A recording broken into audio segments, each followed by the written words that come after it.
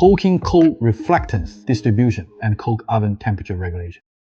If a coal blending plan is calculated purely using the composition balance index and the strength index method, it often fails to fully utilize the resource endowments of the specific coking plant.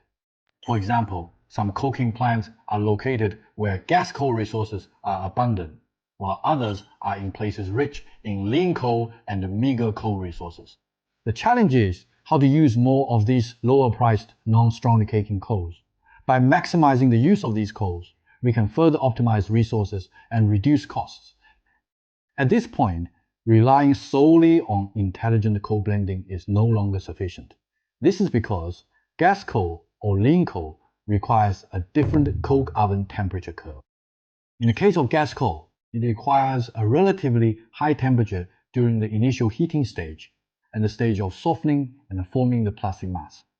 This is because at relatively high temperatures, the solidification temperature of gas coal is delayed, allowing the gas coal to achieve better fusion and cohesion with the other coal types. However, this solution then requires lowering the temperature when entering the semi-coke contraction stage to ensure coke lump size. Lean coal and meager lean coal, on the other hand, have higher softening and fusion temperatures. Furthermore, they typically require a sustained high temperature and a prolonged holding time during the semi-coke contraction stage in the coke oven. This ensures that this high-rank coal has a better opportunity for carbon bond formation during the solidification of the plastic mass. By further extending the duration of this state, the coke's microstructure can achieve a better arrangement and reorganization. Therefore, we need to individually determine the specific heating curve or temperature control method for coking plants with different resource characteristics. However, the heat required by the coal during the coking process is often inconsistent with the energy that the coke oven operation can provide. For instance, when the coal is first charged, it needs to evaporate moisture and quickly reach the temperature for plastic mass formation.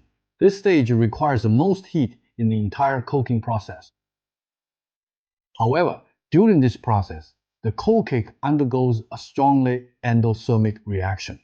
If insufficient heat is provided during this phase, the reaction will cease. Another example is the semi-coke contraction stage. The coke oven temperature is already high. To increase lump size, it is often desirable for the temperature not to be too high. However, exothermic reactions occur precisely during the semi-coke contraction process, meaning that during carbonization, the coal cake itself generates some heat.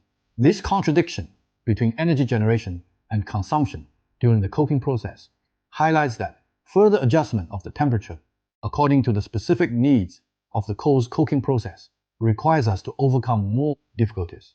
This is precisely why many intelligent temperature adjustment and control measures like AI are becoming increasingly important in our coking industry. We increasingly need more precise control and regulation of the temperature during the coking process.